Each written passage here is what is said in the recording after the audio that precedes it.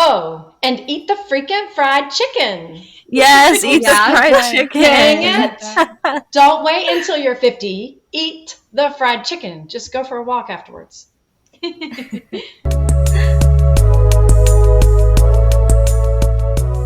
Welcome to We're All Just Vacant. This is episode 35. Today we're talking about period shame, outrageous health and beauty standards, our health and body standards. With us today we have Steph, Dana, Braylon, myself, Blaze, and we have a guest today, my mom, Kim. Hi, Kim. Woohoo! Our first guest! Yay! Hey, I'm so honored.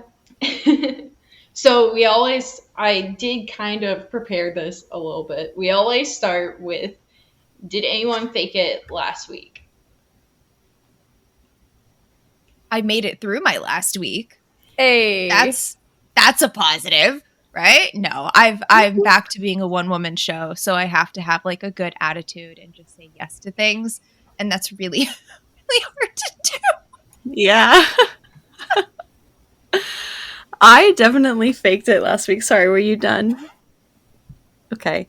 I definitely faked it last week as well. I have a new business, and in the first month it like skyrocketed. It took off so well. And then I had my like 2 weeks of my cycle where I'm not as energetic and I can't work on as many things. I tend to just kind of rest and relax, except I didn't do as much work on my business and my sales dropped a ton. So I had to just like smile and wave, boys, like everything is fine. Everything is fine. So yeah, that was me just being like, well, we're just going to keep going. We'll do our best. What about you, Dana? Been faking it big time this week. So my friend, my work bestie, has found a way better job, and I'm like super happy for her. But this like working her notice bit is like have been really difficult this week especially, and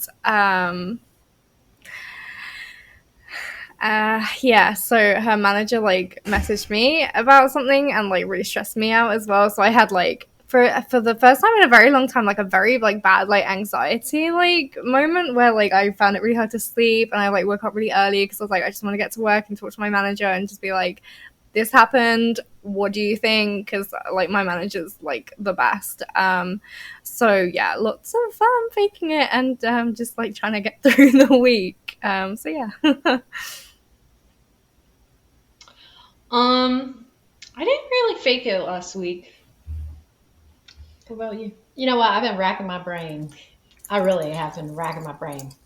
And I did think of one thing. Because I was saying I'm at a point in my life where I don't fake it as much, honestly. But there are times when it's appropriate. And I had a very frustrating situation at work when I was looking for some assistance and couldn't find anybody to assist. And it not only frustrated me, but it frustrated my coworkers as well, because it was a patient safety issue. And I got so frustrated that I couldn't talk about it.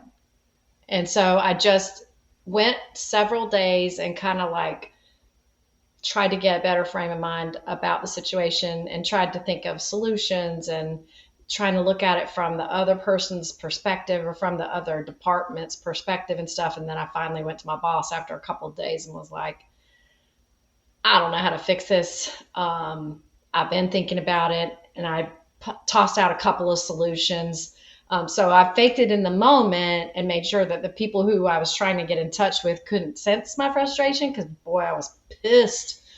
And then, later on it was kind of like, hey, let's do something about this.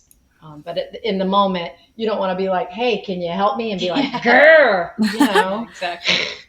We were just talking about that, actually. Steph was saying, was it you, Steph, in the Discord that said if you get it like an email that makes you really angry, you wait 3 days to reply? No, I write that email and I send it to myself. And then I reread it, whether it's immediately or like a day later. Now, I've only accidentally sent it to the person one time in my entire career. And it happened to be someone that I was on pretty good terms with. So now I put my name in the two line first. I know better, because I get a little big sometimes, and then I send it to the wrong person. IMing and talking about people, don't do that. You're gonna send it to that person. Oh, I always have the worst fear when I'm talking smack, which isn't very often, but everybody talks smack sometimes. That if I'm like texting, I'm like, okay, this is the correct person. Like I have to triple check because it gives me such anxiety. I feel like since then, though, I don't talk shit about people behind their backs. I'll say it to your face. The one time that I did instant message someone, the thing that we were talking about how cute a colleague was, which is so fucking inappropriate. And I had accidentally sent to him, like, I think him and his wife are separated, so you're good to go. Oh, no. There's no way that man didn't know what I was talking about. Oh, Thank God he didn't use the instant messenger as often as we did. So, yeah, no, so that's what I do. I write that nasty email and I send it to myself and I reread it. I'm like, wow, you're a bitch. And then I delete it. That's smart. I just send smiley faces so people don't think I'm like being rude. I'm like, smiley face. Frustrated. I had an owner tell me to do that, and then I started getting complaints that I was being condescending instead of just being outright rude. So I was like, well, there's no winning here. So obviously, this is a them problem and not a me problem. So now I just tell people, read it in my tone of voice because I talk to you. And then she kind of gave me this look. I was like, fuck, that's sarcastic too, isn't it? She's like, yeah. I was like, okay. Well, I don't mean it that way. I'm very dry with emails, so someone said that I should start putting smiley faces so people think I'm like being nicer than I come across, because apparently I come across very blunt. That's my dad in like all anything he ever writes. We're like, why did you put a period at the end of that sentence? Like, just it was comes the end across of the sentence, Bryce. So I know, but yeah, we tell him all the time. We're like, add smiley faces or something. That's so funny. Have you seen those people that do the like working manuals for when you like get a new job and they have like a new hire? They'll have them fill out a thing that's like, this is how I best work, and then they have a meeting and they have everybody else say how they best work and like how they communicate, how they prefer to be interrupted, all of these processes, and then that way everybody is like on the same page. I'm like, we need to do that everywhere. That would be amazing. I want to do that so bad. But it's like, I found it after I hired my last employee, and I'm like, now it might be a little bit weird to go to you and be like, hey, I saw this thing on TikTok that I want to try. I don't think so. If it would be helpful, maybe just don't say you found it on TikTok. Just say you read an article. So much going. That's what I say like a normal person. TikTok. Yeah, same. So I was reading this thing on the internet, and I'm just gonna level with you. It was no, a you're TikTok. Not. Yeah, and it I was listened definitely to it 3 a times. TikTok. Every time I'm like, I saw on the internet or like I read an article, just know that it really was TikTok. I've just started saying it because I feel like I'm just like, whatever. I saw TikTok, or I'll say I saw a video, and people know. They know that's TikTok. I feel a little gatekeepy saying it, like, because I don't want them on TikTok so that they see my content. I'm not ready for that yet. I would rather them just get their news the way they continue to get their news and let me continue to get it from the SpongeBob fish on TikTok. Yeah, to be fair, a lot of people I work with don't have TikTok or any kind of new social media. For a long time, I wouldn't friend my coworkers on social media. Oh, yeah, no. I was like, if you want to know something, you just ask me. I'm an open book. But I would prefer not to be friends. And it eventually hurt enough feelings that I was like, fine, screw it. And now I just don't post. They can have my I made a Facebook. work I don't use profile. that. Yeah, I have a work profile that I add people on, and then I have a private profile that not even like, I think you guys might have it, but most people on the internet don't have it because it's not even my name. And then I have like my streaming one that's like art in public.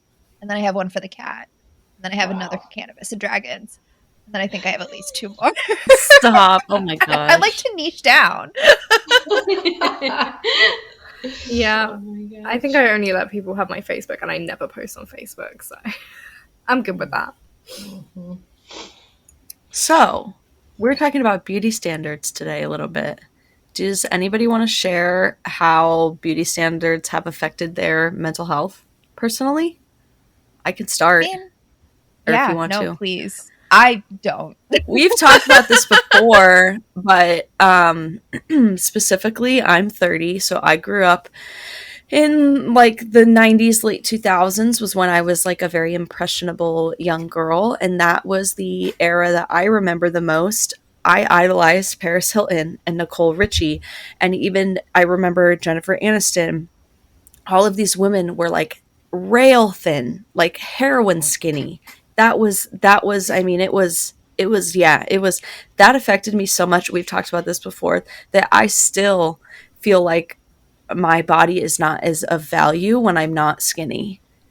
Like, and that's something I'm trying to break down, but it's like, is deep in there. It's like something I think about constantly, but I'm like, this is going to take years to get out of me. So that's my big thing. It's like, I feel like that was, and sadly, my mom did such a good job of not being like that at all. I do not have an almond mom. My mom never talked about her body and how much she hated it and anything like that. She did such a good job raising three amazing women, but the media was the one that fucked me up the most. Media is definitely a culprit. So I didn't have like the woman figure growing up. So the media was really all I had to turn to. But it's even beauty standards today, or beauty standards growing up, even like young 20s, mid 20s and late 20s, it's definitely shifted. Like, I'm only a year older than you. I'm 31. But even like rolling out of bed today, or streaming for that matter, I'm like, should I put on makeup today? But like, I don't like wearing makeup. I don't like what it's doing to my skin. It's fucking my skin up. I don't take care of my skin in that way. There's just like immense pressure to have like a 15-step skincare process, or you're gonna look old. Or it's like, and then there's that fucking TikTok filter where it's like, oh, this is accurate. And I'm like, I look like a goddamn old man grandpa. That's bullshit. So now I'm thinking like, son of a bitch, I need Botox. I'm gonna have to go get needles stuck in my face at some point unless I want to look like my fucking grandfather. That's bullshit. But then there's some women that are very comfortable with it. And it's like, but I don't want to look like I have jowls that touch my tits. That's not like something I want to do in my life. Quick tip about that filter. There is It's a the men's angle. and a woman's version. And if you are not wearing makeup, it might give you the man version. So I get the It male, depends on like I the get a angle. masculine. Yeah, most filters see my face as masculine because it's this right here, which is very prominent on men. And then I don't have like the defined like chin jut that most women do. I just have a masculine shaped face. It is what it is. And it's my hairline too that contributes to it. It's okay. That's my face. So it's like I'm starting to get more comfortable with it. And it's like, no, if I'm more comfortable not wearing makeup, I shouldn't feel pressure, even as a marketing director in an executive function going to work, like without slathering a bunch of shit on my face. Why is that a thing? Why do I feel that pressure? Beauty standards. Sick. Don't you remember the first time Alicia Keys went to one of the award shows without makeup on and everybody was like, it was like this. No, because Alicia Keys is a goddamn goddess who looks amazing. But still, she wore I no wish makeup I had to her skin. She wore no makeup to an award show, and it was like the talk of the town that she like didn't wear makeup to the, I don't know, the Grammys or whatever it was. But you know, I remember when Kelly Clarkson. You guys are talking about your teens and 20s, but like by age 7, I was using a curling iron. Oh, God. Yeah. And Air like damage. Our 6-year-old granddaughter who was with us all weekend, she's obsessed with makeup already. Yeah, she is. So we're not getting any better. We haven't changed. Well, I guess what I'm saying is it starts really, really early. Like you're talking about your teens and 20s, but by the time a child is about 4, 5, 6, they're trying already to figure out the difference between a girl and a boy, a man and a woman. What does that mean? And like many times it's really exaggerated during that time because they're all into princesses and all these things. And so like it's already begun. The pressure has already begun. And the they're already princesses like, I see as a problem a little bit I was sometimes. Gonna say, like, yes and no. I mean, like, I think that's why it's important. Like, I hate to go back to Disney. We're talking about princesses. Can't help it. But I think, like, for example, Belle. She's smart and pretty. Mm-hmm. Like, it's important that they get role models starting really, really young that they might be pretty, but that's not really the main emphasis. I think we are better at that now, a little bit. Like movies I like agree. Brave, Yeah. where it's like her focus is not her being Yes. pretty. Princess She's and got not the at all. Frog as well. crazy But Yeah. she hair. still is. She And still she's- fits that standard beauty, like, Yes. standard. Yeah.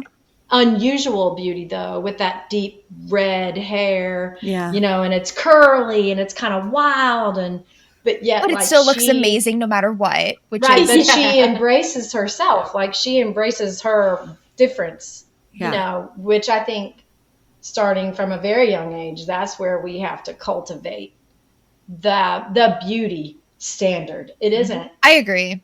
are you blonde and thin and blue-eyed or whatever? It's, are you strong? You know, like, Yes. are you smart?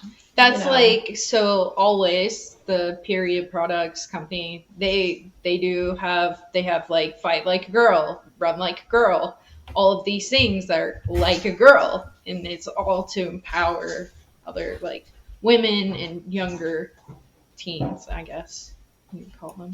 Same with, I remember in high school, Aerie did like a big, we're not using any retouching anymore. American Nice. Eagle, they're like underwear line. And I was like, this is like, it's like real bodies. It's like so much nicer when you're I wish even more shopping did. online and you're looking at the bras and the underwear. It's people that look like you. And you're like, oh, Yeah. instead of like, you know, Victoria's Secret, you go over there, you're like, hey, I don't look like this. like Like, that. does anybody look like this? It's even I with wanna the see one razors Victoria. where they're like they're shaving hairless like skin, and What they're is like up with showing that? it Why off. are they shaving in Yes. the commercial and the Yes. leg has no hair? I want to see one Victoria's Secret model that's smaller on the top than she is the bottom, so I can see how the sets would maybe look on me. But Yeah. everybody's in super proportion, and it's like, I don't want to get a boob job just so I can wear like a bra that makes me feel sexy. That's insane. So, like with Anise, I think you said, like, I watched my cousin raising. I think she's my niece. I think that's how that would work. But like, she doesn't make those comments to her like, oh, you're so pretty like a model. She doesn't put any emphasis on beauty. She's like, well, sweetie, of course you're beautiful. Like that is like baseline standard. Like Given. you are how you are, gorgeous. And everyone else around you is the same. So she instead impresses on like her artistic ability, her ability Yeah. to do music, her ability to be Yeah. active. I love that. I love talking to this little human. She's so fucking smart because of it too. Yep. It kind of reminds me of this. Is it the Swan Princess where he's like, "Oh, you're so pretty," and she's like, "What else? Like, what Right. else about me?" Like, Right. I haven't heard that, Swamp Princess. And Dana, see, how growing has- up, I remember a lot. Oh, you're so pretty. Oh, you're so pretty. You Oh, know? same. And so it was like, that's kind of that was my only identity. Now, my mother, however, is smart as shit. Yeah, she is. And she was like, you are more than pretty, you know. So she, I think, is the only reason probably why I am like I am. Dana, See- how did beauty standards affect your mental health? So I was just gonna say, actually, growing up, I was always told I was really skinny. Like, oh, you're so you're so skinny. Like, oh, you're so small. Like, oh, and so now I've like gone through the second puberty, and I'm now like not a child's body anymore. I'm like a full grown adult here. It's really messed with my perception of my body because I'm not skinny anymore. You know, like I'm not the same size as I used to be. And like, you know, for a good reason. Like I'm an adult now. Like it would be unhealthy for me to be the same size I was as a child. But it really like affects me. Like this morning, my granny like body shamed me, and it obviously doesn't feel great. And I'm still trying to learn to like, I don't know, not love my body, but you know how we were talking about body neutrality. I definitely want to respect my body where I'm at the moment, and it's really hard. And my friend took a picture of me the other day because we went to see Elemental, and I was really excited. I've got my cup, and I was sat on the bench with next to the water one, and she took a picture of me, and I was really excited. And I said to her the other day, I said, I look really like fat in that picture. And she was like, no, you like genuinely, it actually did make me look fatter than like the actual picture. She said she doesn't know what happened to her phone or anything. But I was so glad that I spoke to her about it, because I was like having like an internal body dysmorphia issue, and it was nice to be told actually it was her camera, and also because it was the cinema, it was weird lighting anyway. So that was kind of nice to have some of my fears like lifted a bit. But yeah, I think my whole identity when I was younger was that I was skinny, because that's what I was told all the time. And now I'm not. It's hard. I'm okay with not being skinny anymore, but it's like my clothes fit me differently. I had to go through my whole wardrobe, and things I really love don't fit me anymore. My high-waisted jeans that I love so much, they don't fit around my stomach anymore, because I have a much more prominent stomach. And Time to get new jeans. I know I need to find some good high-waisted jeans, because they all look shit at the moment. Or the ones I see in the store, I'm like, Oh, Dana, story of my life. The kids that choose the fashion these days, y'all are missing the mark. You're just missing the mark. It's not cute. I don't think we're allowed to say that when we come from like the mini skirt, low rise, flared jean generation. You know what? You know what? I can say that because we learned from our mistakes. And now they're trying to bring back mid-rise jeans as low-rise, and it's not the same. To be fair, I was the dress top and leggings like time, so I really feel like I can't say much. Something that's helped me kind of come to terms with my 31-year-old body versus my 17-year-old body, which Dana, I was very much the same way. I was naturally just like skinny growing up. And then 19, 20 hit, and I hit depression, and I wasn't eating properly, and I wasn't taking care of myself, and I got to be 160 pounds. I'm trying to find it. I want to dig it out because it really did help me. I found like a montage on the internet, and no, it wasn't TikTok. Found a montage on the internet of women that opted into like this experiment. They took full body pictures when they were 17, and then they took full body pictures when they were like in their early 30s. And to see like the natural progression. And so it's like now I look at 21-year-olds and I was like, yeah, no, I don't. My body's not. It's not the same. Like the metabolism's completely different. How our lifestyles are completely different. It'd be weird if you had the same body. It's completely because like they haven't been sitting at a desk for the last 7 years trying to eat properly and dealing with their husband.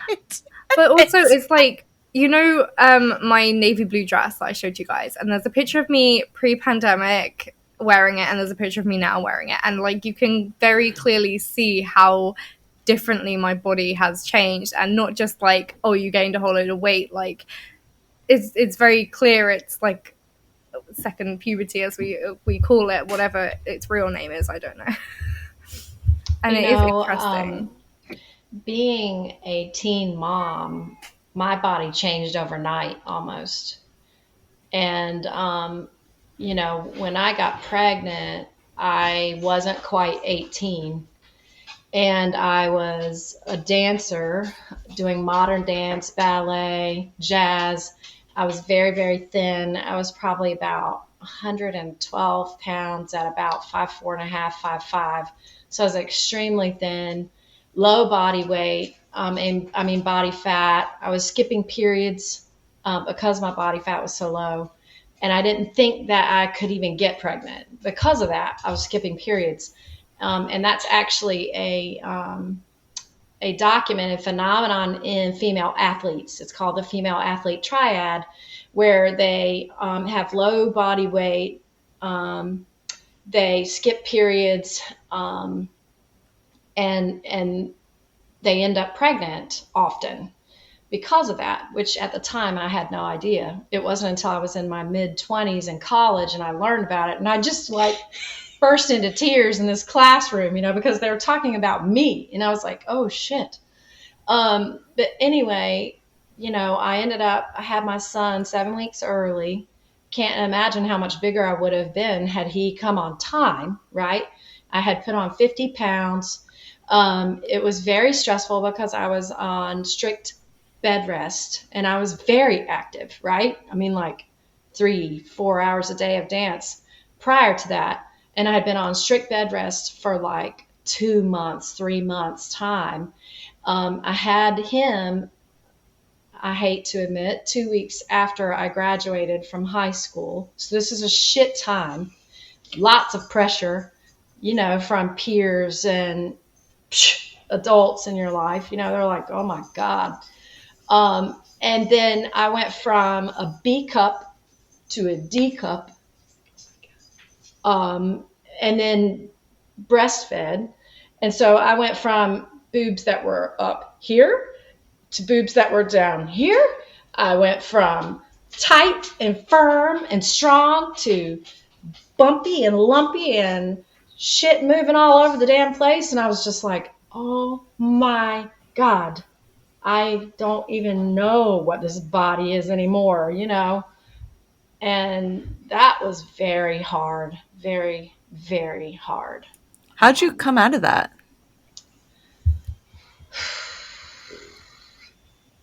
I can't say I did it well. I took a year and stayed home and worked part-time and took care of my son with the support of my family. And then I moved here 2.5 hours away to go to school with a 1-year-old. I worked 20 hours a week with work-study jobs on campus. I used my financial aid to pay for daycare and went back into the dance world because I thought that's what I wanted to do, and just basically didn't eat. I would have a nab and a Mountain Dew when I left the house in the morning. I would eat breakfast. I don't even remember what I would eat. And I would take some nabs and a Mountain Dew, and I would drop him at daycare, go to school, and we had when you were in the dance department, you had classes 4 days a week for an hour and a half for each class. So I started with one class, and eventually I was taking like 3 classes. So it was like an hour and a half times each class, and basically wouldn't eat anything all day. And then I would come home. I had to feed a toddler, and so I would feed him. I was worried about fat. Didn't eat any fat. That was the thing, right? At that time? Oh Yeah. my God, yes. Like, it absolutely was. And so growing it was up, everybody was like, don't eat fat as a kid. Yes. Oh yeah. And so like me and Alex both, God help him, the poor little soul, ate very little fat, and everything was veggies and lean and blah blah blah blah. And so it probably was years. I would imagine probably after you were born, and that was 9 years later. I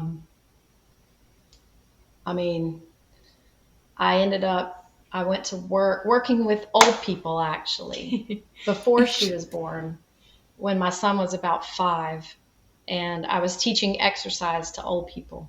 And I went from feeling like I was a failure personally in so many ways to feeling like I was doing something that helped people and they loved it. And by the time she was born, she had like 350 grandparents across the entire county. And that really helped me heal, I think, in so many ways. But body dysmorphia is still an issue. I'm 52. My body has changed so many times over the years. It's still like, oh, geez. You put on a bathing suit and you're like, damn, man, do I really have to go out in this? And I'm only 140 pounds. I'm not a heavy person, but I'm still much heavier for me, Yeah. So it's still hard to concentrate on. I really want this body to be strong. I really want this body to be able to go on the slip and slide with my 6-year-old granddaughter. Yep. I really want this body to be able to chase her if I want. I really want this body to be able to lift heavy things and work in the flowers that I enjoy.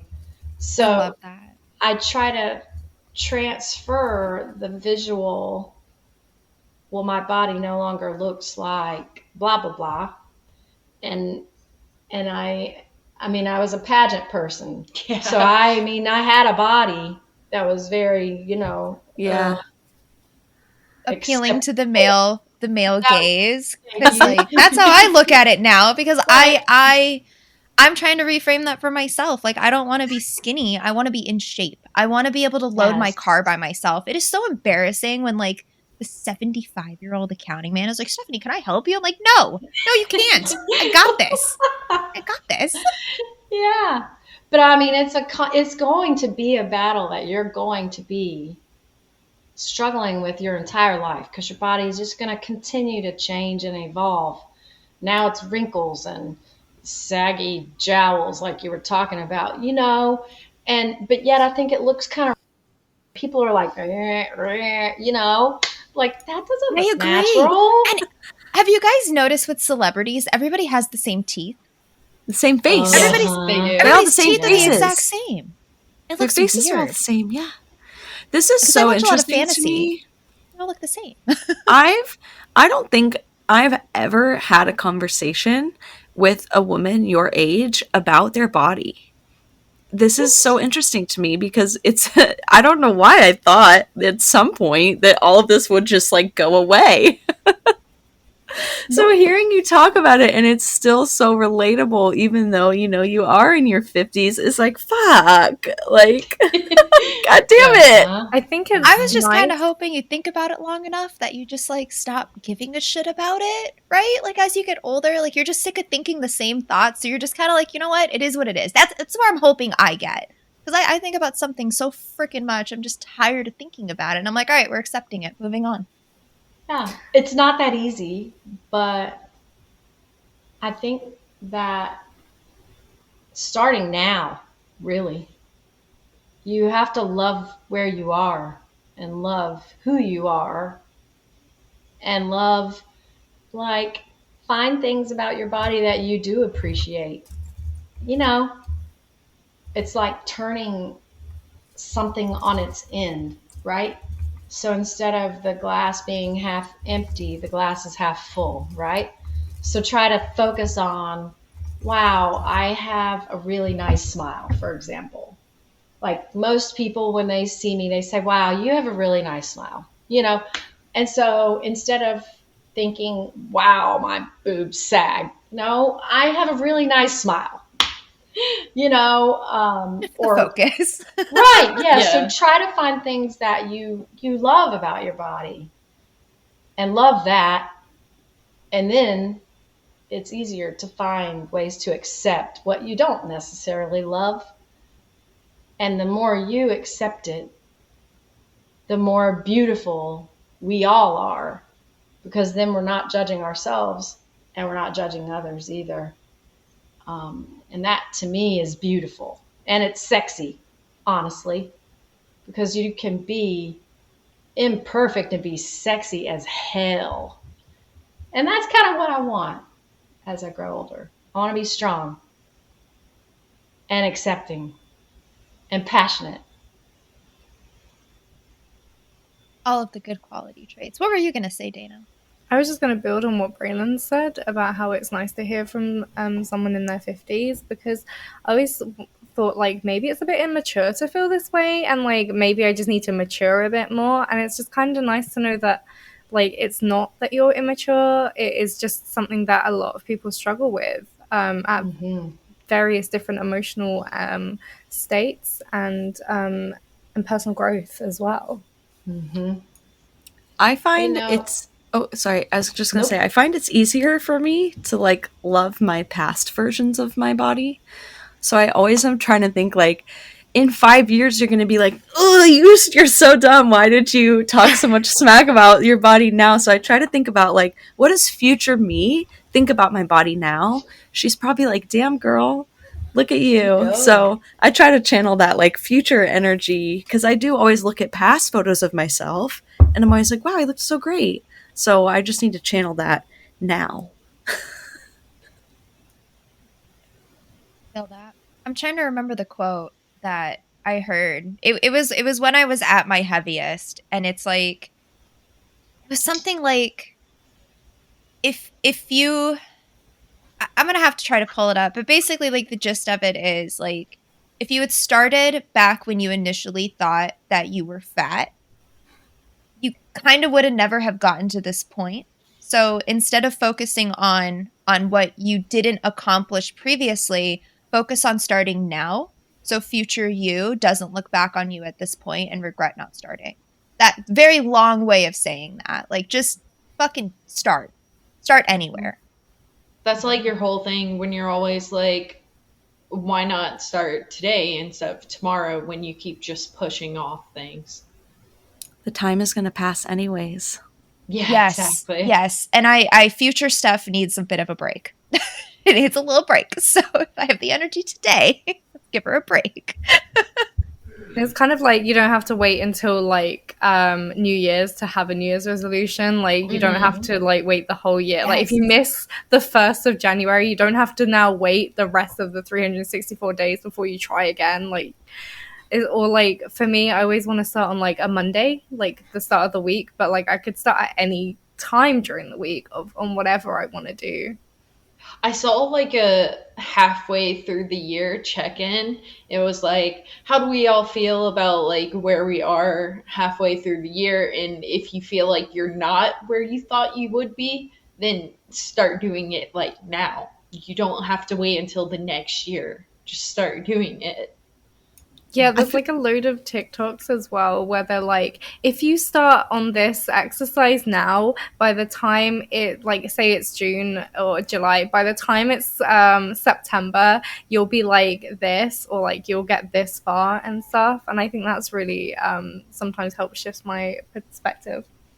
I love those. I eat those TikToks up. Saved all of them. Have I done any of the exercises? Nope. Sure haven't. TikTok is great because it does show you like different people of different sizes. There's a lot of body positivity on the app, I feel like, at least from what I've seen. Nice. But I do think that there's also some problems with it because people. So, in my opinion, there's about 2 different sizes that are really shown a lot. It's either you're skinny in what we were talking about earlier, or you're overweight, but you're thin-waisted and you're curvy still. Mid-size. Yeah, well, There's not a lot of mid-size pear. representation online. Pear, that's a more feminine shape, I would say. Yeah, like Steph is saying. As opposed to the more androgynous, where it's like hips and shoulder are about the same size. Yeah, there's not a lot of that. Yeah. It's about one waist or the size. other, it feels like. Beauty standards are about waist size, and I feel like that's why pear shape's not represented very often, because it is naturally smaller waist, but then they don't sell as many bras, right? Because if you look at average size of a woman, like I am very much below average with my chest size. So they go for like average. But then what Braylon was saying, like you don't see a lot of mid-size on the market. It's either women that are incredibly thin or women that are not thin. There's not a lot of middle ground.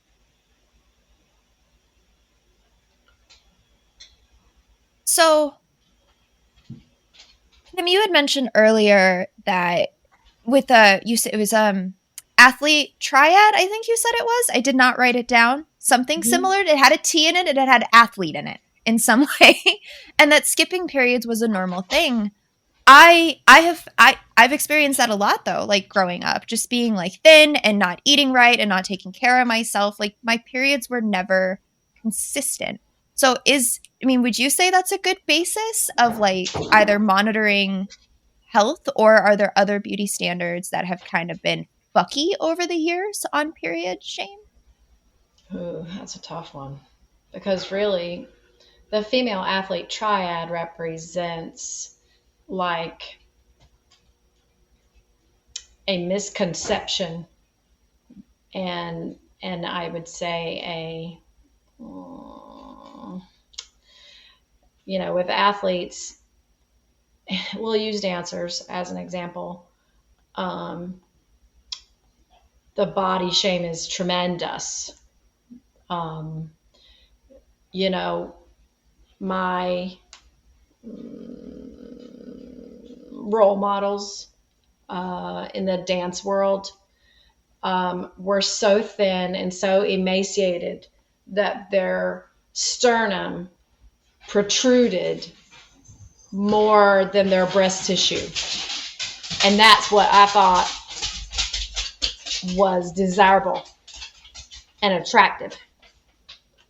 And it wasn't until I moved more into a sports medicine realm, moved from ballet to modern dance, and moved more into a sports medicine type of realm, that I realized how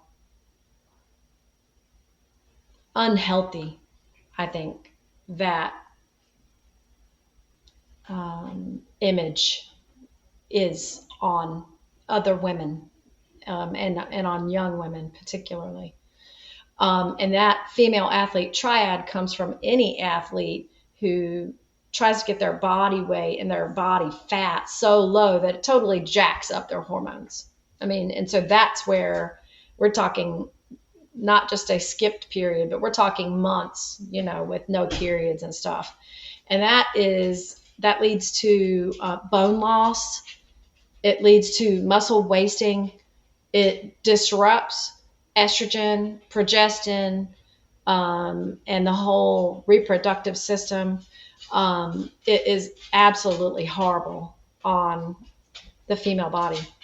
And so as far as period shame, that's actually almost an entire different topic, because, skipping periods is one thing, being ashamed of it, golly, that's another. And that is, I still struggle with it. And I don't even have a period every month at this point. Really? I feel like that can go back so much to like feminism, like a lack of period education within the athletic world, and there's not but age too. I mean, like, you guys probably have less period shame than I do. Oh yeah, I talk about mine openly online, in my stream, anywhere. I will say anything about my period at any time. I have a period. It's part of my body. And like, I'm sorry, but if men had periods, there'd be competitions. There'd be entire betting websites on like what day your cycle starts and ends. Like, I swear to God, it would be gamified. But it's like, I do wonder, like, what do men have that's an equivalent? And I do wonder, like, I know that talking about periods and having that education out is incredibly important, but it does seem still in my brain like a very private thing. Like, it's, why are we sharing this with men? Like, they are not part of it. But then, like, where do you share it? What are the platforms? How do you get it only to women? That doesn't make any sense.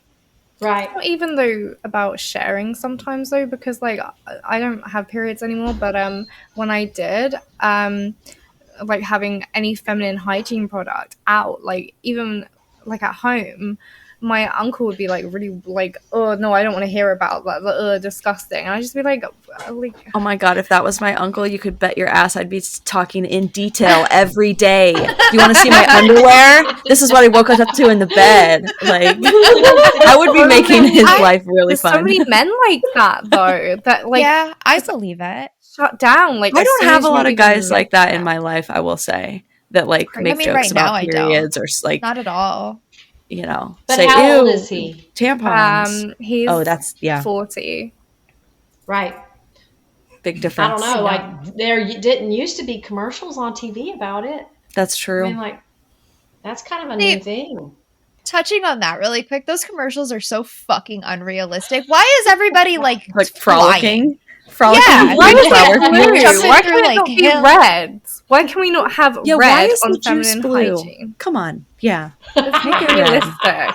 Because it's vulgar on That's funny. TV. Like, it's how it's viewed. Like, I have a bag at work. It's like just like a little zip bag, and I have like tampons and toothbrushes in there. And I tell everybody that I actually get along with, I'm like, hey, I've got this emergency bag in my desk. If you ate something weird for lunch, come grab a toothbrush. There's some toothpaste in there. And there's tampons and stuff in there. I keep extra pads I don't even use pads, and I keep extra pads at my desk. Because you never know who does. it should be normal to ask any other human It's- being in the world, like, hey, do you have a tampon? 50% be of the available. population. That's what boggles my mind. 50% Yeah. of the population, pay yet for they're it. like, Or like, more. keep your things over here. Keep those to yourself. Don't show us. Don't make it known. Don't make this a big deal. Just put it over there. Then And it's charge like, us and have a premium tax on it. And put Yeah. like a bunch of like bullshit that'll kill you and give you cancer in them because capitalism. Like I can't with the world right now.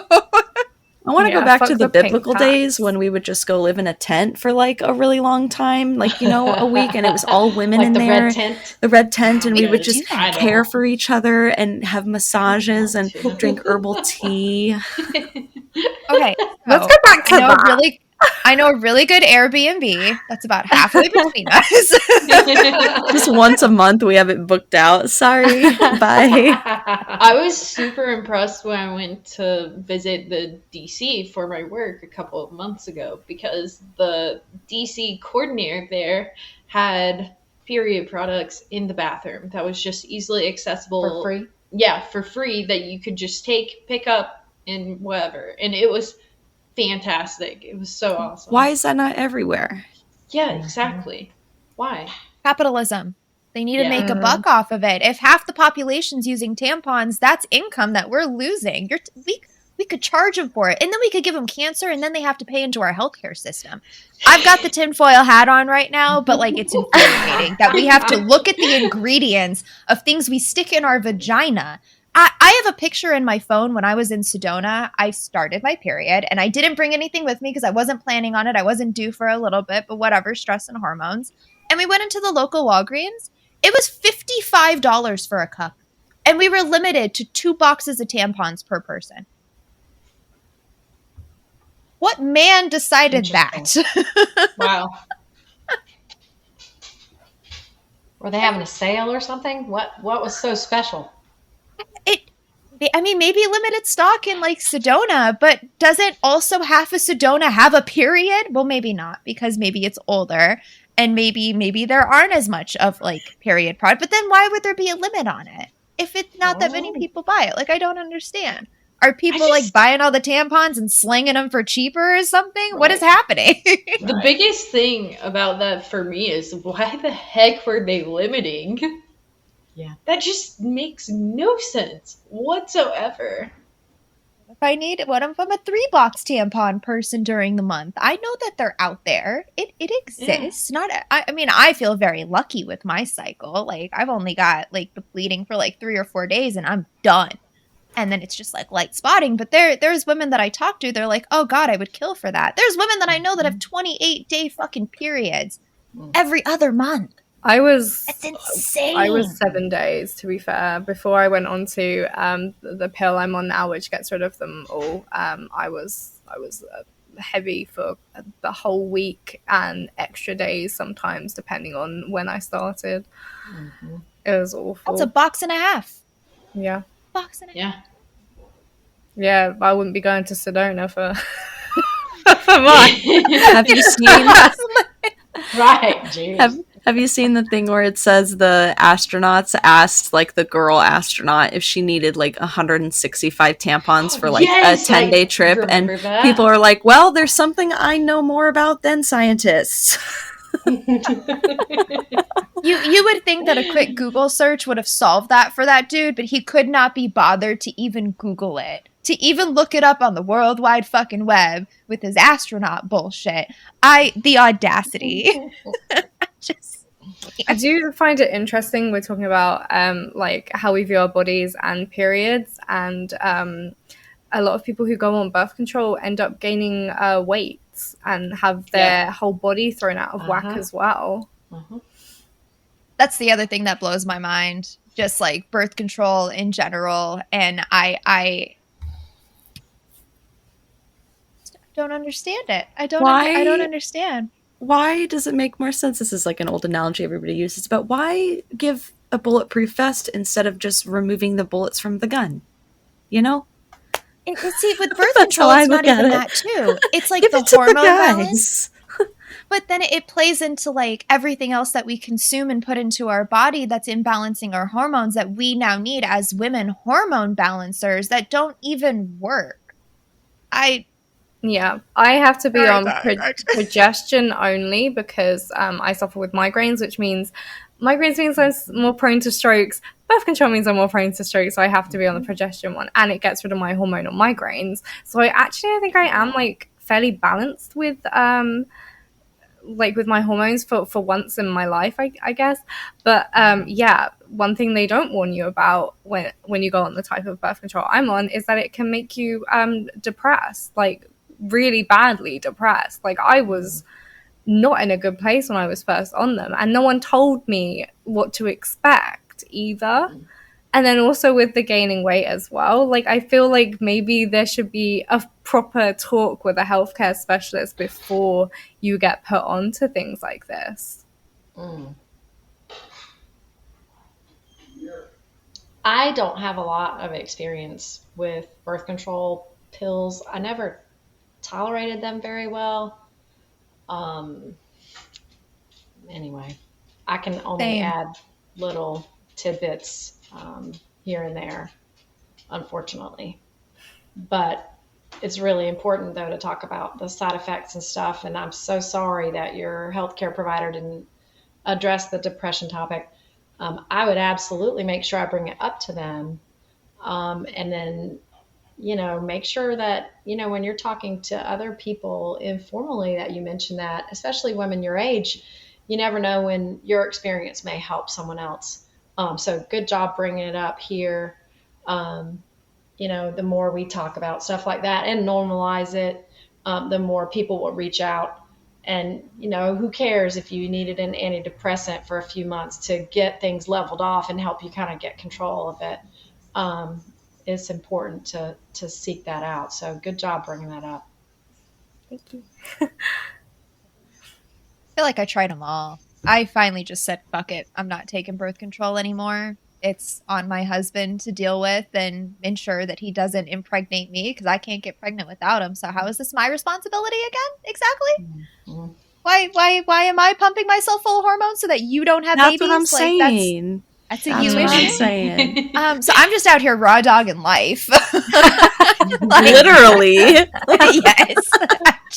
Well, I was 27 when we had our last child, and I was like, just take it out, just cut, cauterize, do whatever you need to do while you're in there. And they were like, "Are you sure?"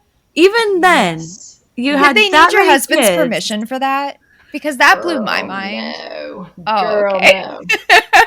You talking about somebody being ballistic? I probably would have lost my mind if they had said, "Let me get his permission." Oh my god! I wanted an IUD, and they're like, "We need your significant other's permission to give you Get an a new IUD." I'm like, doctor. we're not married. Oh, I did immediately. Got a new doctor. New doctor, same thing. We need to speak with your significant other to make sure that they don't want kids before we give you this IUD. What if you don't have a significant other, but you just think you might get one soon? They didn't want to give me the IUD in that case because it promotes promiscuity. Oh my god! Which is Get just another new doctor. Illinois, mind blowing. I went through so many doctors. I had doctors hold birth control over my head if I didn't come in for an annual pap smear, even though I was completely normal. I'm like, everything's great, doc. I just need a refill on birth control. You don't need to collect your copay for that, bro. Right. It's crazy.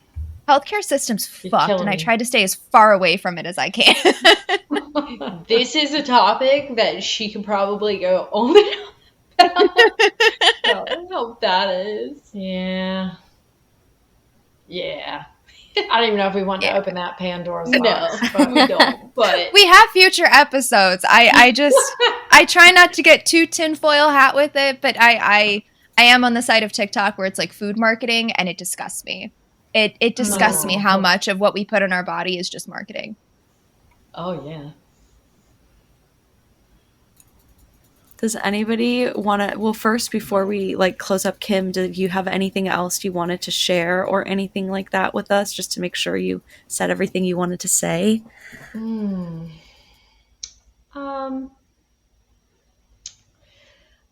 guess what I really want to make sure that we that maybe I share with you guys is owning who you are is powerful. Owning how you look, owning what you know, what you don't know, owning and elevating your passions, whether it be podcasts or gaming or, whatever. When you own something and you really put yourself into it, it is so powerful.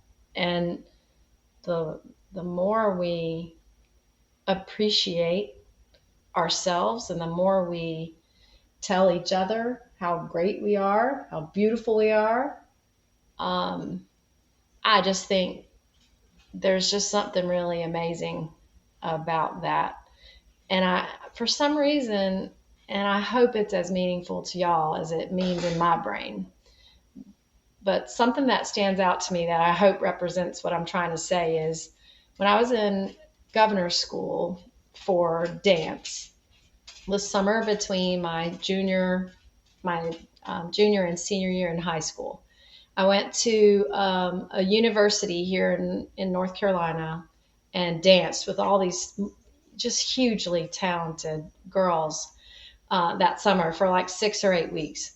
And while we were there, they exposed us to philosophy and all these things, art, music, everything. And they had a guest violinist there for the summer. And, violin is just, it's an acquired taste typically. It's not something most people are like, oh, I really love that, right? And this guest violinist was just a geeky, dorky looking dude from England, I think. I can't even remember. And so he would interact with us and stuff. And I was like, oh, well, he's pretty cool. Well, then he gets on stage and every night we had something artistic to stimulate us throughout the whole time we were there. So one night this guy gets on the stage and he's playing the violin. And I was just like, oh my God, that is amazing. And he is hot. And I mean, it was just because he just loved what he was doing so much that it was just like, dude, I want to be with you. I want to be around you. I don't want to interact with you. And I think when we take that type of approach to what we do and we just do things that just make our hearts sing that we love, then we're making the world a better place. We are our best selves, and that is beautiful inside and out. And I don't know. I love it. That's what I want to leave with y'all. I call that I following love your that. heart's desire. Oh, and eat the freaking fried chicken. Yes, eat Yeah. the fried So good. chicken. Dang So it. good. Don't wait until you're 50. Eat the fried chicken. Just go for a walk afterwards. Balance. Life is about Exactly. balance. Exactly. Does anybody want to share their biggest takeaways from this episode?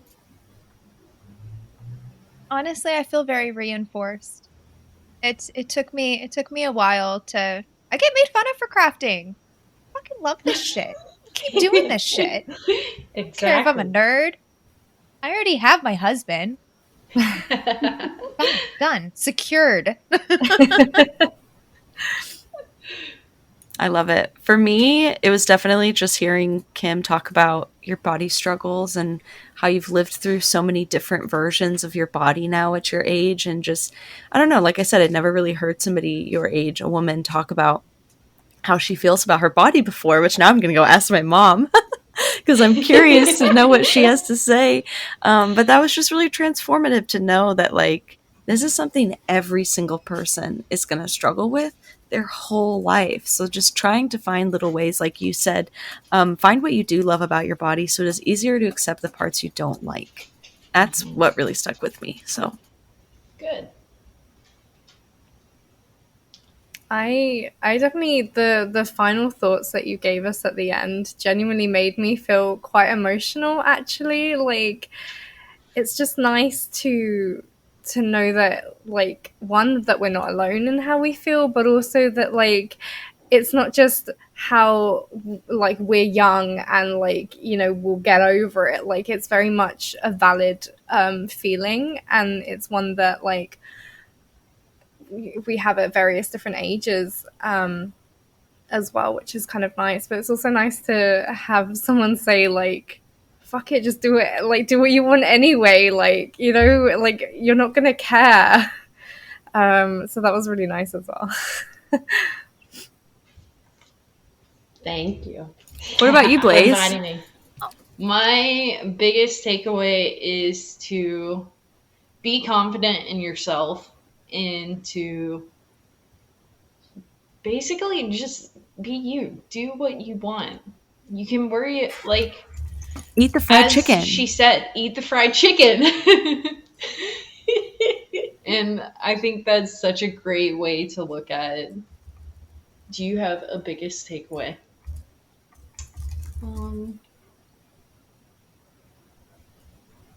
I just hate that the world puts so much pressure on us from so many different sources, and I hate that you guys are bombarded more by it. I think it's amplified for you.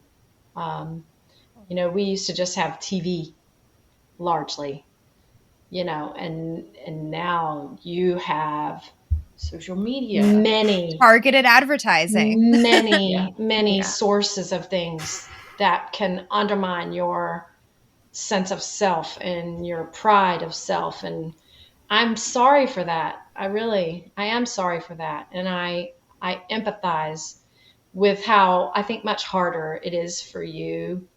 And it's going to continue to be hard. So be easy on yourself, because life is not. Did you have one more thing, Dana? I just want to say how lovely it is to have your mum on here. Like it's just been so lovely. And it's really funny because in all the episodes, like Blaze will talk about you and like how like she was saying like she grew up kind of not having so many like issues with things, and like she credits you a lot for that. And it's really nice to kind of be like, wow, like you can easily We tell. get it. Yeah. You're just amazing.